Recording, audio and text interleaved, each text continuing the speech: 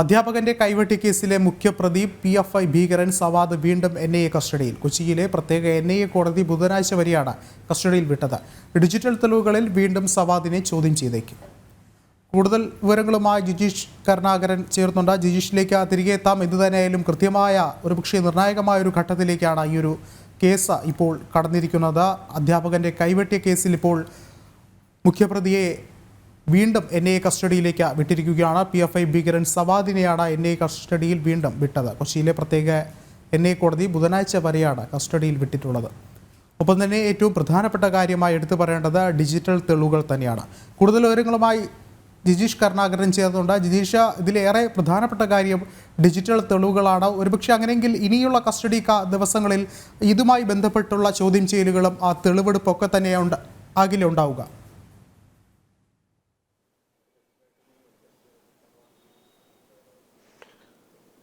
Vishnu, digital തെളിവുകളുടെ അടിസ്ഥാനത്തിൽ തന്നെയാണ് വീണ്ടും സവാദിനെ കസ്റ്റഡിയിൽ വാങ്ങിയിരിക്കുന്നത്. 3 ദിവസത്തെ കസ്റ്റഡിയിൽ.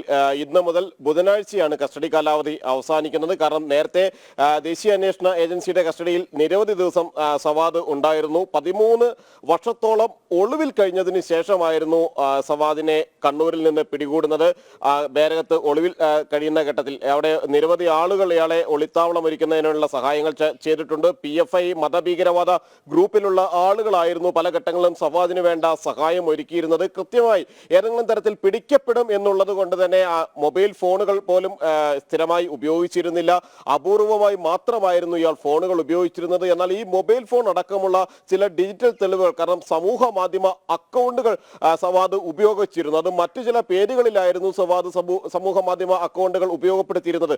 ഓരോ ഘട്ടത്തിലും തനിക്ക് പിന്നാലെ അന്വേഷണ സംഘമുണ്ട്, ദേശീയ അന്വേഷണ ഏജൻസി ഉണ്ട് എന്ന് വ്യക്തമായ അറിയാവുന്ന സവാദ് കൃത്യമായി ഇത്തരത്തിലുള്ള ഡിജിറ്റൽ ഉപകരണങ്ങൾ പരമാവധി അതിൽ നിന്ന് മാറി നിൽക്കാൻ ശ്രമിക്കുമ്പോൾ പോലും ചില ആളുകളുമായി പല ഘട്ടങ്ങളിലും സംസാരിച്ചിട്ടുണ്ടായിരുന്നു. അത് കുറഞ്ഞ സമയങ്ങളിൽ മാത്രമായിരുന്നു. ഈ ഡിജിറ്റൽ സൈബർ ഫോറൻസിക് പരിശോധന, ഡിജിറ്റൽ ഉപകരണങ്ങളുടെ സൈബർ ഫോറൻസിക് പരിശോധന കൂടി ലഭിച്ചതോടെ ആരെല്ലാമായിട്ടാണ് ഇത്തരത്തിൽ ബന്ധപ്പെട്ടിരുന്നത് എന്നതിന്റെ വിവരങ്ങൾ അന്വേഷണ ഏജൻസിക്ക് ലഭിച്ചു.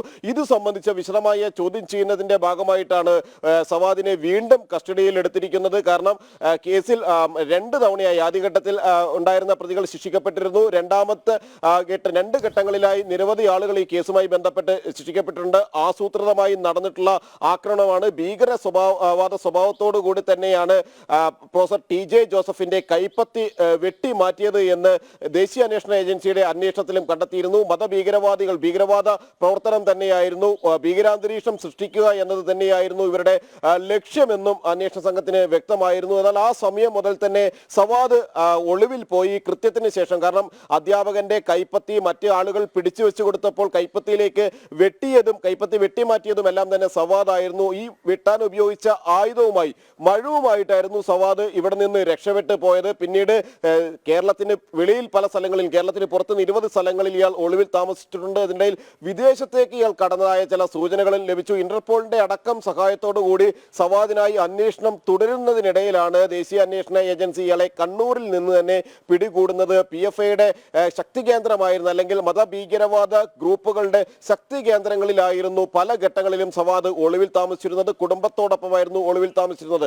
അതുകൊണ്ട് തന്നെ ഇത്തരത്തിൽ ഒളിവിൽ കഴിയുമ്പോൾ സഹായിച്ച ആളുകളെ കണ്ടെത്തുന്നതിനും ഒപ്പം തന്നെ ഒളിവിൽ മതഭീകരവാദ പ്രവർത്തനങ്ങളുടെ ഭാഗമായിട്ടുണ്ടോ, ഇത്തരത്തിൽ നിരോധിത ഭീകര സംഘടനകൾക്ക് ഒപ്പം ചേരുകയോ അല്ലെങ്കിൽ മറ്റ് ഭീകരവാദ ഗ്രൂപ്പുകളുമായി ആശയവിനിമയം നടത്തുകയോ ചെയ്തിട്ടുണ്ടോ എന്നതടക്കമുള്ള കാര്യങ്ങൾ കണ്ടെത്തണം. മാത്രമല്ല, ഈ കേസുമായി ബന്ധപ്പെട്ട് അധ്യാപകന്റെ കൈപ്പത്തി വെട്ടിമാറ്റിയ കേസുമായി ബന്ധപ്പെട്ട് കൂടുതൽ ആളുകൾക്ക് പങ്കാളിത്തമുണ്ടോ എന്ന് ഏറ്റവും വ്യക്തമായി അറിയാവുന്ന ഒരാൾ മുഖ്യപ്രതിയായിട്ടുള്ള സവാദാണ്. സവാദിനെ ആരാണ് ഈ കൃത്യത്തിന് നിർബന്ധിച്ചത്, അല്ലെങ്കിൽ ആരാണ് ഈ കൃത്യത്തിന് വേണ്ടി ചുമതലപ്പെടുത്തിയത് എന്നുകൂടി കണ്ടെത്തേണ്ടതുണ്ട്. അത് കേന്ദ്രീകരിച്ചുള്ള വിശദമായ ഒരു അന്വേഷണത്തിന്റെ ഭാഗമായിട്ട് തന്നെയാണ് ഒരിക്കൽ കൂടി കസ്റ്റഡിയിൽ എടുത്തിരിക്കുന്നത്. 3 ദിവസത്തെ വിശദമായ ചോദ്യം ചെയ്യലിലേക്ക് തന്നെയാണ് ദേശീയ അന്വേഷണ ഏജൻസി കടന്നിട്ടുള്ളത്.